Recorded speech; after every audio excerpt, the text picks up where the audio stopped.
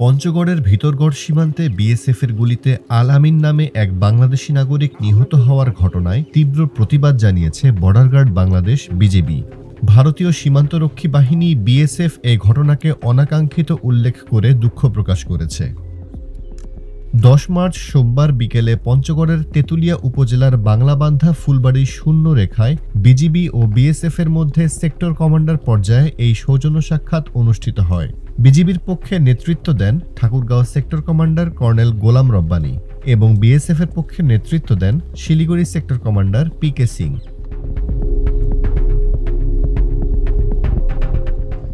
এদিকে সীমান্তে চোরাকারবারি বন্ধে বিজিবি জোরদার কাজ করে যাচ্ছে বলেও জানান বিজিবির ঠাকুরগাঁও সেক্টর কমান্ডার।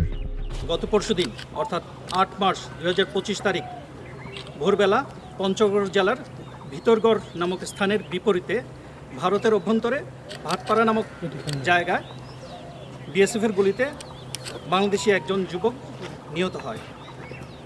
তারই প্রতিবাদ স্বরূপ বিজিবির আহ্বানে সেক্টর কমান্ডার পর্যায়ে একটি সৌজন্য সাক্ষাতের ব্যবস্থা করা হয়েছে এই বাংলাবান্ধায়।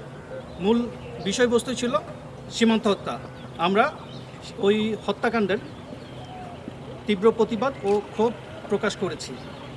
পক্ষান্তরে বিএসএফ তাদের বক্তব্য বলেছে যে 10 থেকে 15 জনের একটি চোরাকারবারির দল রাতের অন্ধকারে একাকী বিএসএফ জওয়ানকে আক্রমণ করে। বিএসএফ জওয়ান আত্মরক্ষার্থে গুলি চালিয়েছে। আমরা অত্যন্ত স্পষ্টভাবে বলেছি যে বিনা বিচারে বাংলাদেশি কাউকে গুলি করে হত্যা করা নির্দয়, অমানবিক এবং আন্তর্জাতিক মানবাধিকার আইনের সুস্পষ্ট লঙ্ঘন। যে কোনোভাবেই এই হত্যাকাণ্ড সমর্থনযোগ্য নয় এবং গ্রহণযোগ্য নয়। আমরা এই হত্যাকাণ্ডের তীব্র প্রতিবাদ, ক্ষোভ এবং নিন্দা জানিয়েছি।